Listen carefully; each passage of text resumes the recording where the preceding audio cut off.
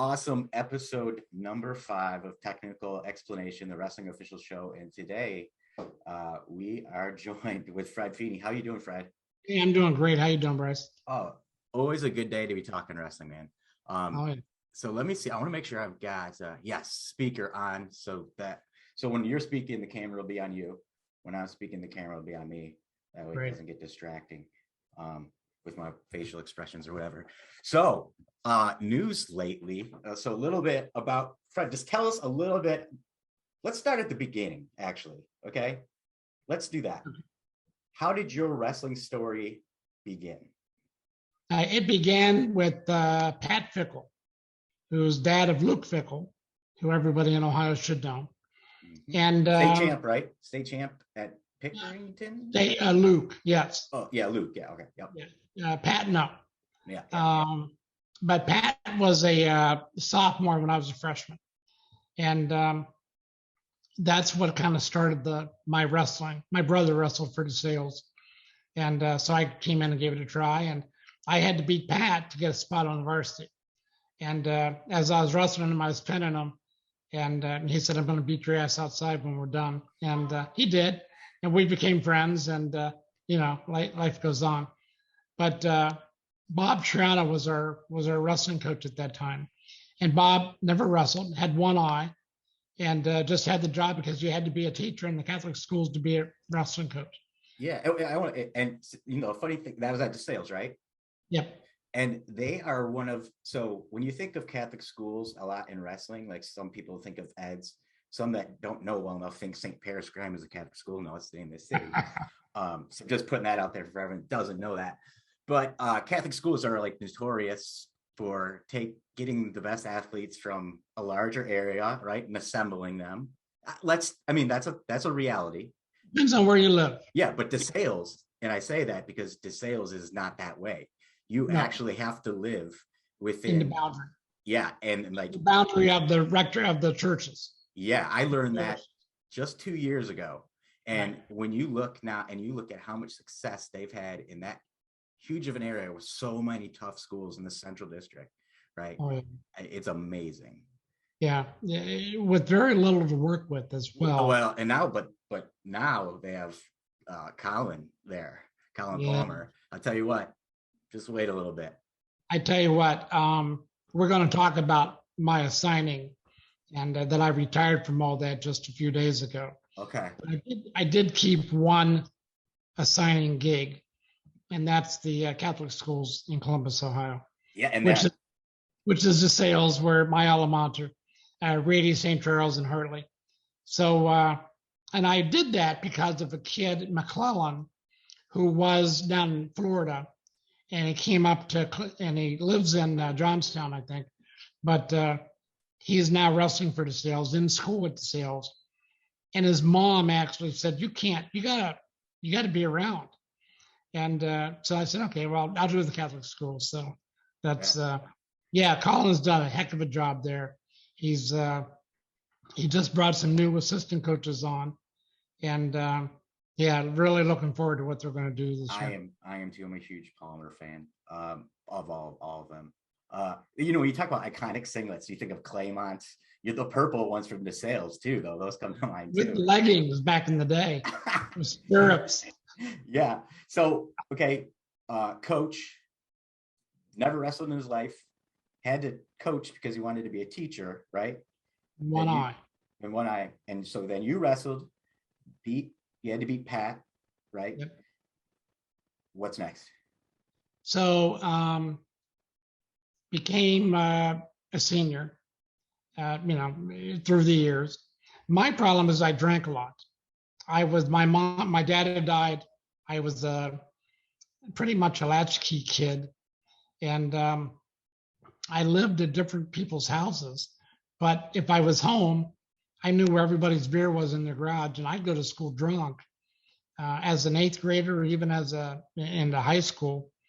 And guys like Bob Triano took, charge of me and like almost like a surrogate type father.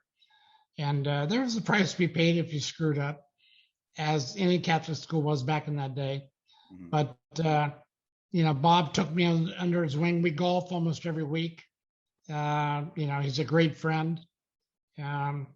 So he became, not only to become a coach, he became a wrestling official to learn more about how to be a better coach. And he became a great official. Did the state tournament, I think, his second year as a high school official. And then became a college guy and did the finals his third year. And then did 16 What division? Division One. Division One NCAA finals his third year. 16 times he had the finals championship. A prodigy. Wow, that's unheard of. Yeah. He was such a quick learner, and for him it was all about mechanics, and that's where my mechanics came in. When I decided I wanted to be a high school official, the first time I went to one of our meetings, they were held at the Ohio School for the Blind, and I went there drunk as a monkey. And Pat That's the first time I've ever heard that, by the way. Oh, really? And Fickle said to me, he goes, "Hey, come on, man, you'd make a great official, yada, yada, yada." And I walked out of that meeting thinking, I don't know if I can do this, drunk. And so I didn't. When I finally did get sober 37 years ago, one of the first things I did after a year sobriety or so was became an official. And Bob Chirano said, "Hey, if you want to do college, you got to do the state tournament first." So I got the state tournament my 5th year as a high school official. And then I started doing college after that. I did 10 or 12 state tournaments. And then after that, I did 16 Division II, Division III national championships. And it was a pretty good ride. All different divisions, or just all one? Or it was Division II, Division III. I had a contract for Division I when I was in Philadelphia.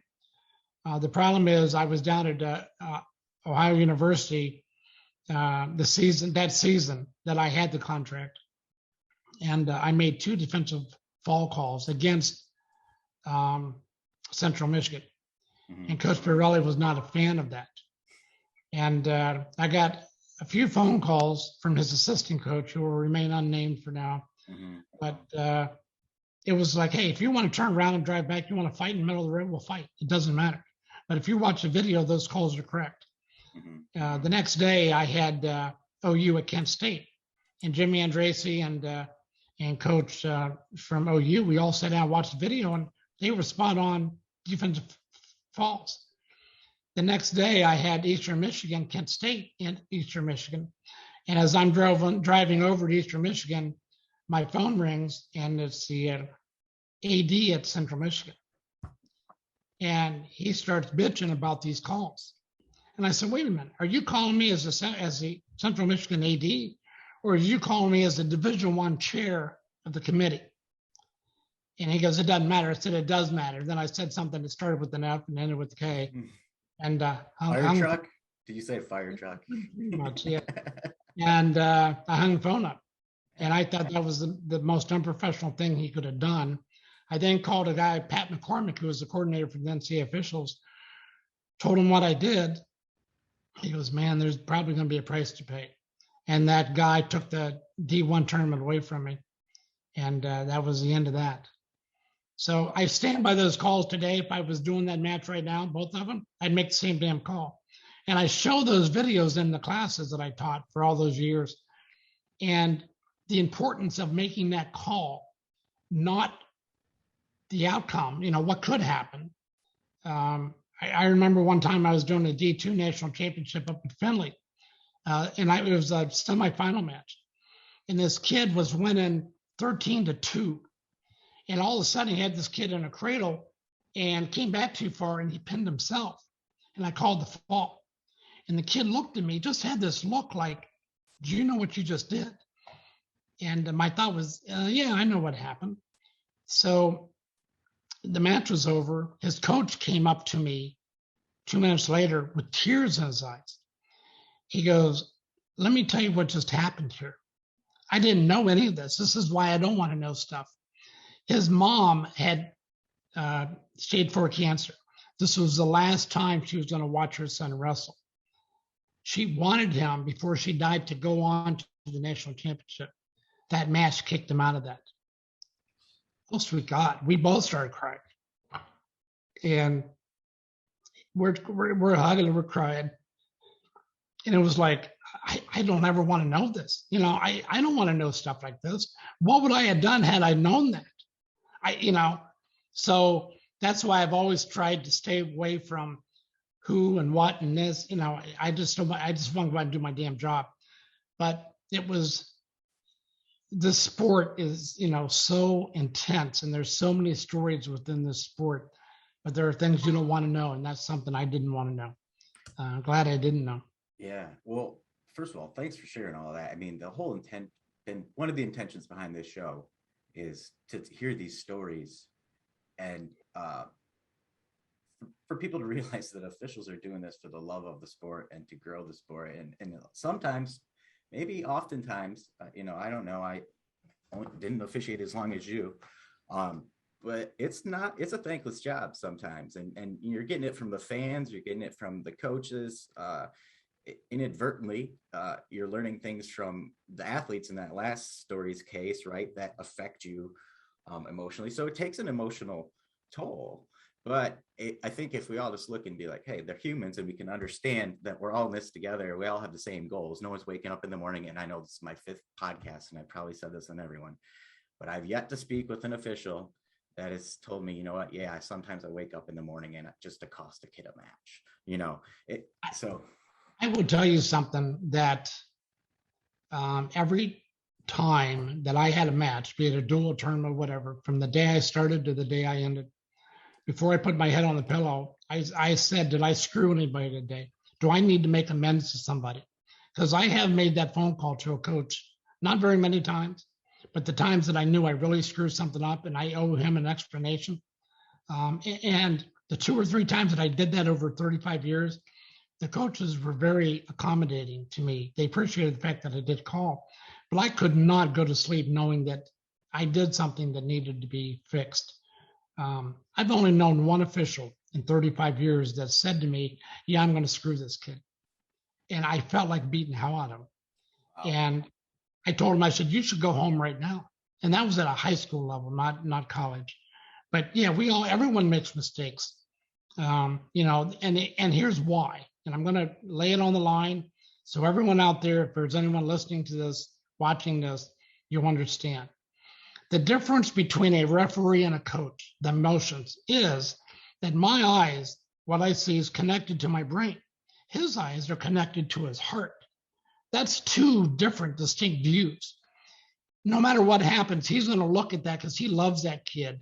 He's on his team. I have no emotional tie to this kid. I see black and white. He sees things that we don't know. So when they get upset, oh my goodness, I've seen chairs fly and, all kind of stuff because they're so upset. And later I get told, well, you don't know the backstory. I don't want to know the backstory.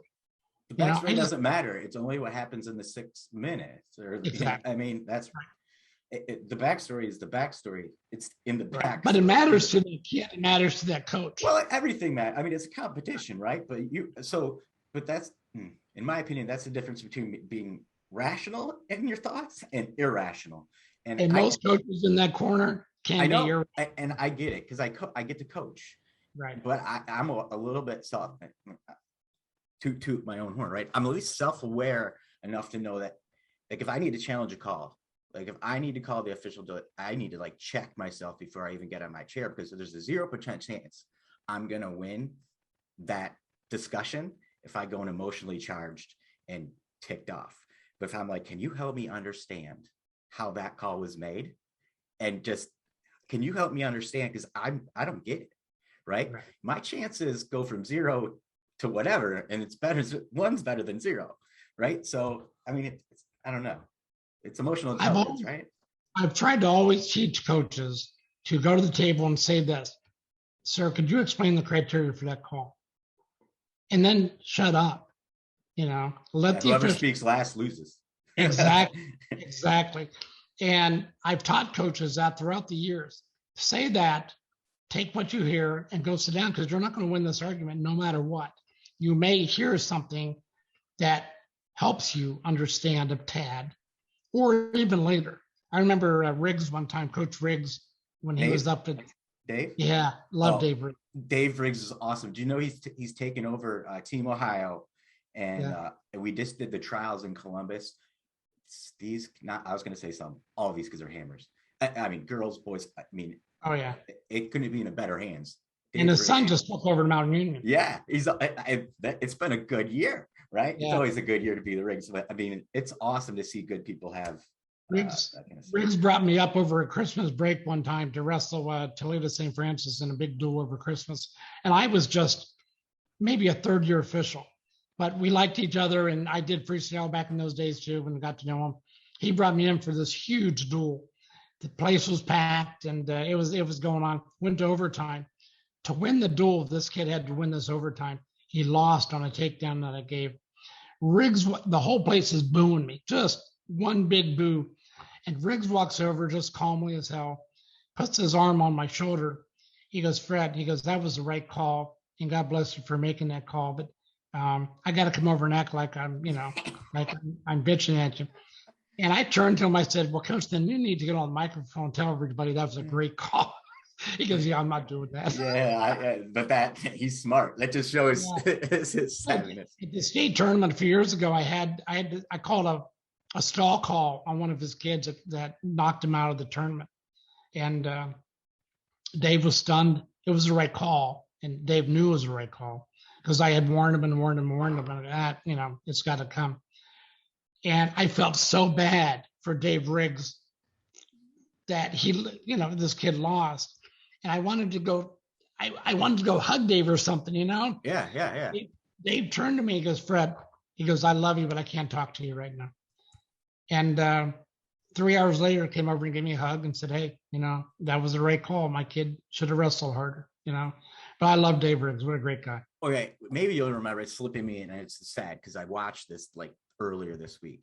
It was a state finals match, 103 pounds. I want to say late 90s, maybe like 98, but it was Maslin Perry, like Sean and Tomas, like I forget, but it was back and forth like 13-12. Is one of the best matches. I'll find it. I'm gonna have to put in another video, folks. If you know it, comment below. I can't believe it. You got to watch it. I got to send it to you. That had to be a tough one to officiate. Both kids were on their backs at one time, fought off there. I mean, it was awesome. But yeah, he was in the chair there, and that, he's always carries himself to class. And Dave was one of the guys that I teach. Be the type of coach that when you go to the table, the referee beats you there. Because when Dave Riggs went to the table, or Kenny Ash back in the day when he was at Hilliard, and that's where I learned that from. Because Kenny Ash went to the table. I was a first year, second year varsity guy. Just started out in varsity, not even JV. And he went to the table. I said, Coach, come on, that was such an easy call. You got to understand the rules better. And Kenny Ash looked at me and he put his arm on my shoulder and he goes, you need to understand something, that if I come to the table, there's a reason. You need to understand that and who that is. And he walked away. And I read, oh, Lord, I probably screwed up. And I did, because I found out who Kenny Ash was. And, he knew a lot more. But that was the type of ego that I had back in those days. Tadada hockey. So back when I was doing freestyle one time, I made a call and he comes over and he goes, sir, I don't know if that's the right call. And I said, hey, I don't know what you know about wrestling. Oh. And he just smiled and walked away. Yeah, well, that sounds like him. But I mean, I found out. And I went over and I apologized because I said, who's that guy? Then I found out who that guy was. Sweet God.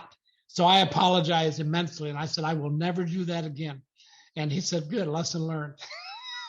And we're friends today and, life goes on. But yeah, one has to mature. So that was part of the maturing process.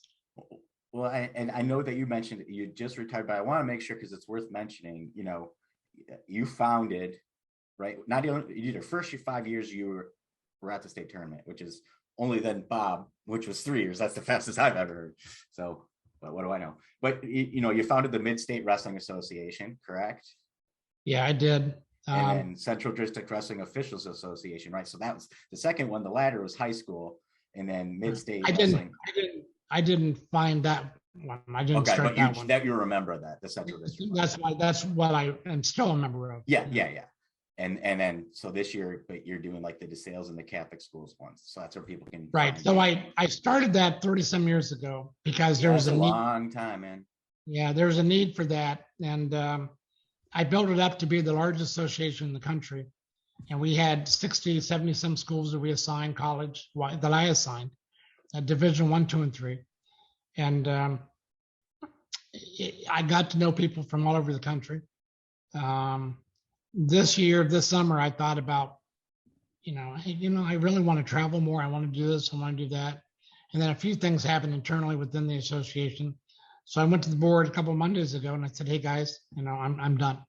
So you need to find an executive director. You need to find a new assigner. And they did. Angel Rivera is, if you don't know Angel. Yeah. Angel's a dear friend of mine. Angel credits me for putting him where he is today, which I appreciate that humility.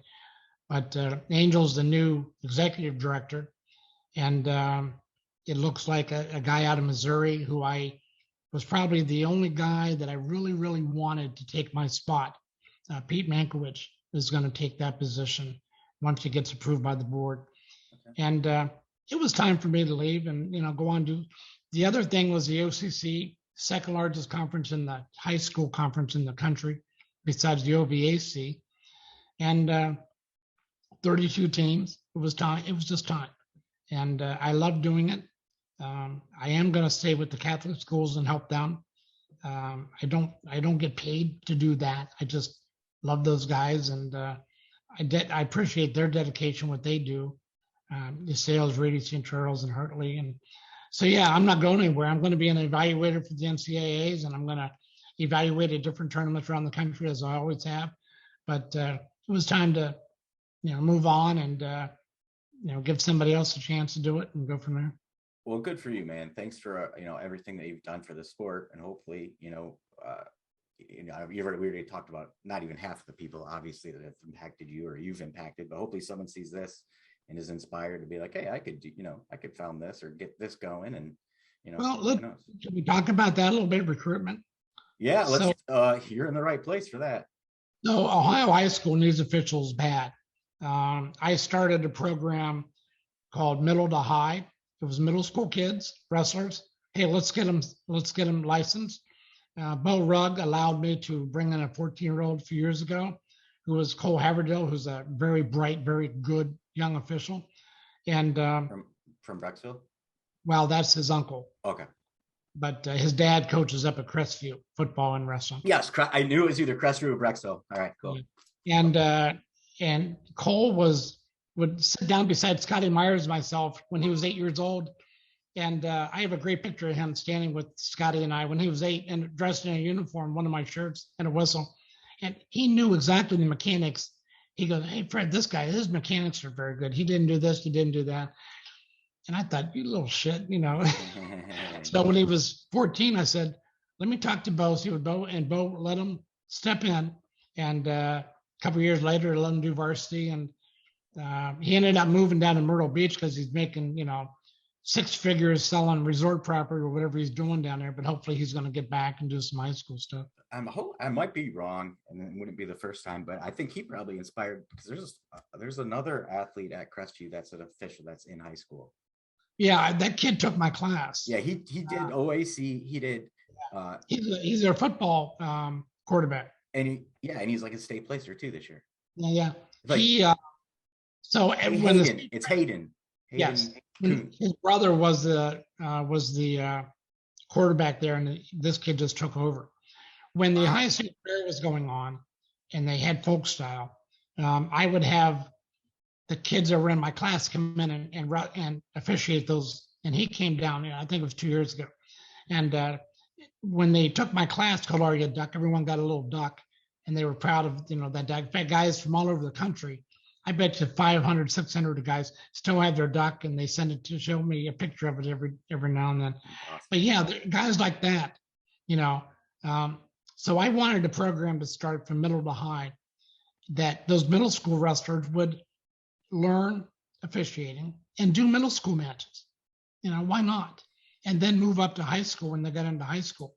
With girls going on now and youth and the OAC and New Way and My Way and all those, there's so many opportunities for everybody to officiate if they want to. Then we have girls wrestling, and these girls want to officiate as well. And I've had some of them take my class. So right now, awesome. 2 years ago when COVID started, I had 55, almost 60 signed up for my class. COVID came and that just all went to hell. Now we're hoping to have at least 30 or 40 in a class in October, because the Wrestling Against Autism tournament is where they officiate at then now instead of in the spring. So yeah, we're hoping that's going to happen. I turned all that over to a guy by the name of Ron Joseph, who's going to take over my teaching. But I'm going to come in and be a special guest and come in and tell some stories. And hey, how long ago did you start that program? How long has that been around then? Oh my goodness, Aria Duck started probably. But like the junior high to high school. That one there was just right before COVID came out. Okay. And I had pamphlets made up and then COVID hit, and then yeah. Well, I think you're onto something there. So I got to speak with Jose Cervantes. He's a younger official out of Michigan, and his episode hasn't gone live yet. But he tells the story about how he's a soccer official, he's a wrestling official, umpire. He's all this stuff. He's a young guy, really ambitious. But there's a program in Michigan, like when you're in high school, you can get a mentor and you can start officiating, like without even. Let me tell you how that happened. The executive director of the Michigan Athletic Association came down to my class a few years ago, and he said, and he goes, "I wish I could clone you and take this back to Michigan." So we've had a lot of talks, and it looks like they put a program together and started that. Yeah, I can't remember the name, but it was easy to find after I talked with Jose. I Google search. They didn't even need a permit. They didn't even need the class. Nope. I mean, whatever. So you got to start somewhere. That's awesome. And Jose's certified and everything. But I mean, here's the long and the short of it. You said it. We have an official shortage. All right, and if we don't have officials, then we don't have competitions, and we're one of the top 5 states in folk style high school wrestling, and no one can argue that, right? I just said 5 because you can't really argue it. And if we don't have officials, what's going to happen, right? I've only had one official in all my years teaching the classes to walk off the mat and go home in the middle of a duel. And he was getting the hell beat out. I watched the video, and I showed the video to Ohio High School. I said, this can't ever happen again. And those 2 coaches got in some trouble for the way they treated that official. But that official he had PTSD, believe me, after that. It was a middle school event. Yeah. And it was terrible. And I've gone to middle school events, and as I'm watching, went down to the coaches and I said, what are you doing? If I need to go out there and take the whistle and throw everybody out of here, I'll do that. And then things got calmed down, and you just got to use your head, man. Come on. It's a man. Yeah. It's middle school. Come on. Well, I don't care if it's middle school, high school, right? Maybe college and stuff. It's like no one's maybe in high school, right? But a lot of the tournaments I run are grade school and junior high, right? And when someone gets out of line, like I'm a tournament director, I'm the representative, right? So my job is to make sure, one, the officials have everything they need. And I've got their back, and we're officiating and we're doing everything the way we need to do, and get rid of the yahoos that are just mucking up the works, right? And I always say to them, I was like, just look in the crowd. Do you see Tom Ryan? Do you see any of the Brands brothers? Do you see, and Cale Sanderson's no one's getting a scholarship today. Your kid's in 5th grade. You need to figure that out, because you're ruining it for your kid, right? And you're ruining it for everyone. So it's so bizarre how the parents get to be, and you're right. This is middle school. Come on, man. It's not even freshman. It's not high school. And I love the enthusiasm. I love the emotions, but you got to temper that, because don't make your kid, be the person your dog thinks you are, not some idiot, You can have high Yeah. energy and be positive, right? I mean, it's how you use the energy. You can be super high energy and just not be a jerk. Yeah. And I've said to parents before, hey, I teach a class. Here's my card. Come take my class. And the ones that have done that, they've said, oh my God, I never realized this. I never realized that. None of them became an official, but they got quite a lesson. Well, there's probably a reason they didn't, because they weren't cut out for it. They had no idea how hard it really was, and then they saw it. And I did football for 35 years, and I still get video that parents send me. Fred, look at this. This is terrible, and you don't know everything that happened. All you have is a video.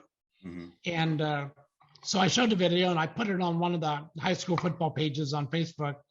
And the official that made this call said, Fred, let me tell you the backstory. And he told me the story, and it makes perfect sense. He had already talked to the kids. He was already talked to the coaches. Hey, do this again. I'm going to toss you out of here.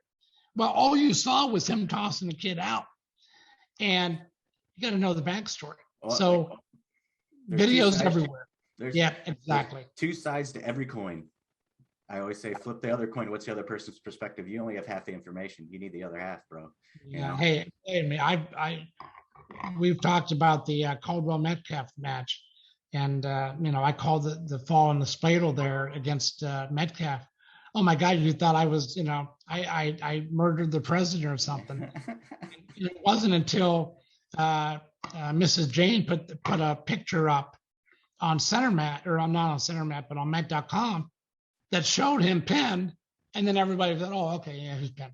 Well, I knew he was pinned the minute I called the fall. Yeah, because you were 6 inches away from the call, and everyone else was 16, right? Exactly. Let me ask you this, because it's maybe you got my. I speak with different, officials and umpires and things like that. But the difference between football and wrestling is the officials are further away from the crowd. Now they can be louder, right? So compare and contrast officiating a wrestling match where the coaches are yelling out to their kids, do this move. Oh, he's trying to do this. Then they can call you over and yell at you whenever.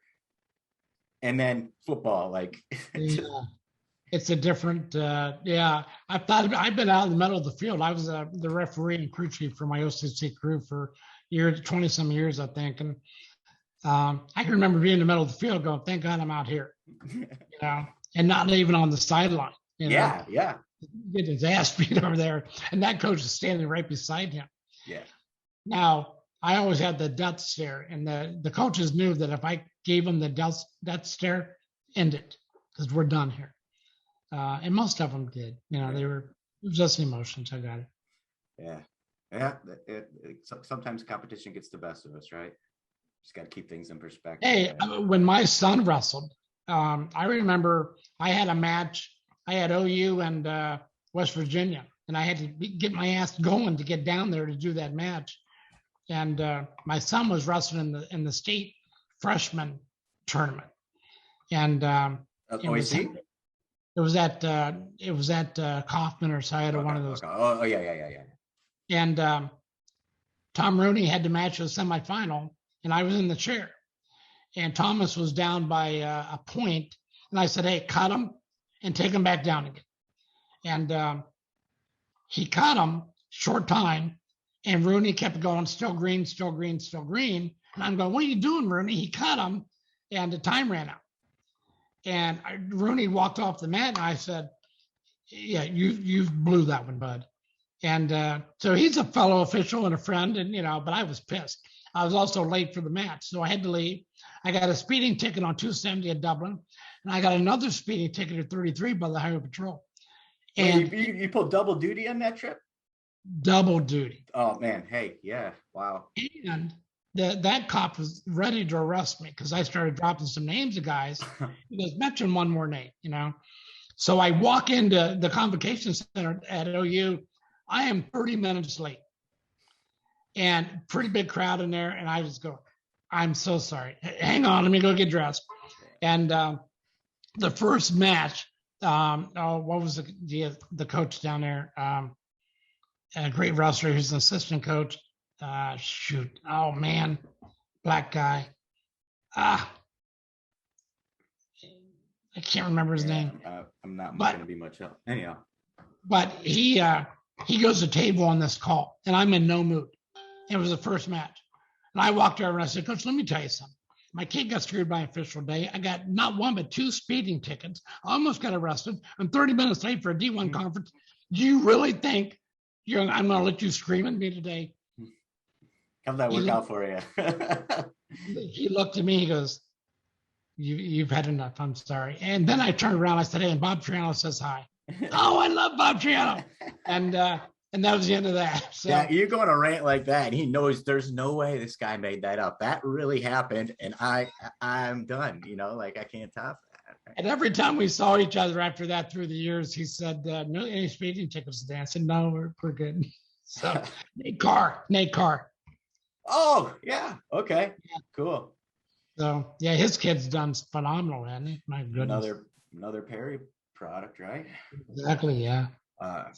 Coach McBurney's doing an awesome job there. They got some young studs that were, I think, sophomores this year too. I got to watch them in the junior high for the last few years. One of the great matches that I assigned was up at Liberty, Old Angel Liberty, when they wrestled Perry in the duels, and I always made sure that I had one of my best guys on that duel. Yeah, because that was going to be a knockdown drag out. Yeah, it's awesome, man. Hey, we talked a lot about wrestling.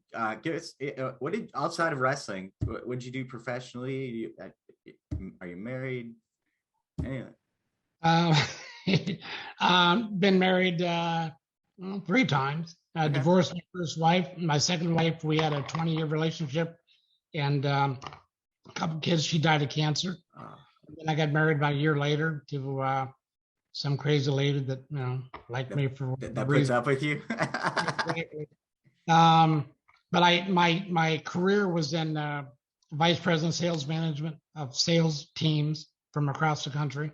Okay. And then I left that and started a consulting company, Purple Turtle Consulting. And I consult to companies that need help with marketing or sales or new product development. I probably have 7 products that I developed over the years. Kind of help put my kids through school, stuff like that. Oh, and so, yeah, I've kept busy doing that, dealing with the Congress and the Senate and the Foreign Relations Committee, trying to get stuff done for these clients. So not doing a lot of that anymore. Yeah, but, well, it's time to just relax and enjoy life now, right? It sounds like you packed a lot in. Golfing a couple times a week. And with Bob, right? Once a week with Bob? With Bob, yeah. Cool. What's your course? You're in Columbus area, right? Delaware. Well, I moved from Dublin up to Delaware. Yeah. But we play safari. We played safari last week at the zoo, as a zoo course. We're going to play something called Split Rock this Saturday morning at 7:30. It's going to take me an hour to get there. Yeah. But we just enjoy just the city leg courses we play. Okay. So it's another round.